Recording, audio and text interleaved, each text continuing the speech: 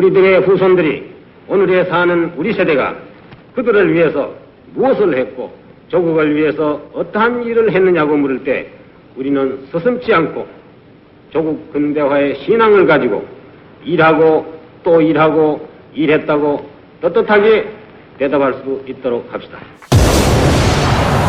세계가 놀라고 세계가 부러워하는 고소득 선진 경제국 대한민국. 그러나 불과 60여 년 전 6.25 전쟁의 폐허 속에서 외국의 원조에 의존하며 허기를 달래야 했던 대한민국. 국민소득 76불, 실업률 25%의 세계 최하위 빈민국이었습니다.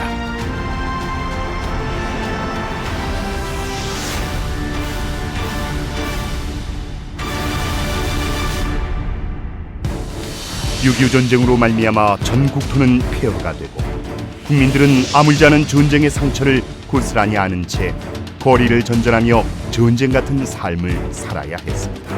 이런 가난의 연속 앞에서 비통한 심정으로 깊은 생각에 잠긴 한 사람이 있었습니다.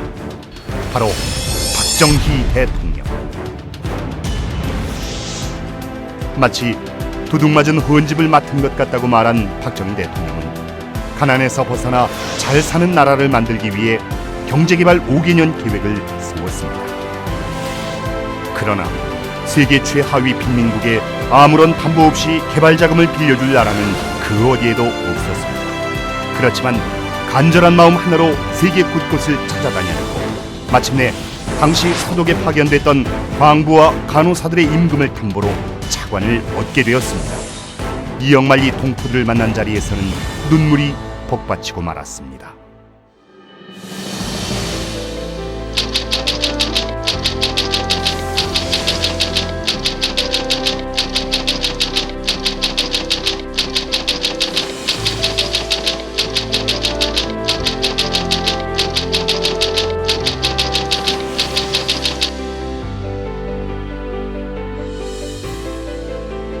한편 박정희 대통령은 물자와 사람의 이동을 원활히 해야만 빠른 경제 성장을 이룰 수 있다는 확고한 신념으로 경부 고속도로 건설을 추진했습니다. 당시 가난에 찌든 국민들에게 고속도로 건설은 강한 반대와 비웃음의 대상이었습니다. 그러나 국가 발전의 대동맥이 되리라는 굳건한 믿음과 의지로 직접 현장을 답사하고 노선을 일일이 그려갔습니다. 아직도 아마 이 경부 고속도 도로에 대해서는 안 된다고 생각하는 사람들이 된다고 생각하는 사람보다도 숫자가 더 많은 걸로 이렇게 듣고 있는데 나는 이거 절대 된다고 해서 확신을 가지고 있다는 것을 오늘 이 자리에서 여러분들께 말씀드려요. 1970년 7월 7일 경부고속도로가 완공되자 그동안의 반대와 비웃음은 사라지고 국민들에겐 할 수 있다는 자부심이 생겨났습니다. 그리고 경부고속도로는 전국 1일 생활권 시대와 함께 오늘날 연간 139조 원이란 경제 효과까지 가져오면서 그 누구도 예상치 못했던 한강의 기적을 이뤄내는 초석이 되었습니다. 철이 생산되지 않으면 농업 후진국에서 벗어날 수 없다. 1968년 포항제철을 시작으로 후진국 대한민국은 개발도상국으로 뛰어올랐으며 70년대 중화공업의 실천으로 고도 산업국가로 도약하는 발판을 마련했습니다.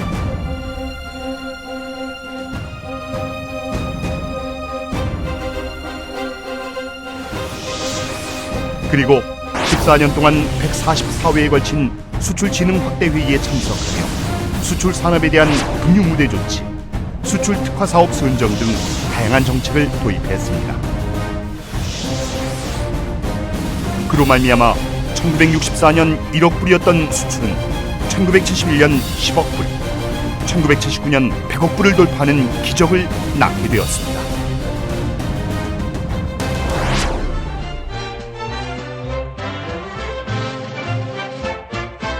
(1970년에는) 근년 자조 협동을 생활화하는 범국민적 지역사회 개발운동인 새마을운동을 만들어 전국 농어촌 마을에 공동 영농 등을 통한 농업 생산성을 높여 도시와의 빈부격차를 줄이는 한편 쌀의 자급자족이 가능토록 했습니다.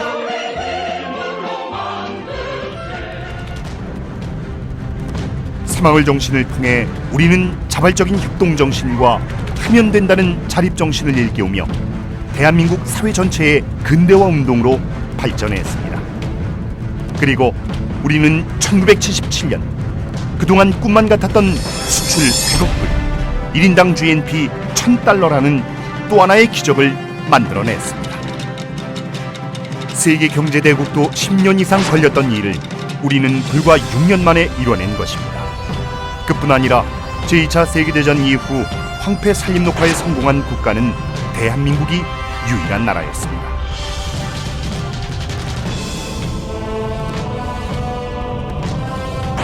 한편 교육면에서도 아시아 최고 이공계 대학으로 평가받는 한국과학기술연구소와 대한민국 대표 복지제도인 의료보험 시행은 전 세계가 부러워할 정도였습니다.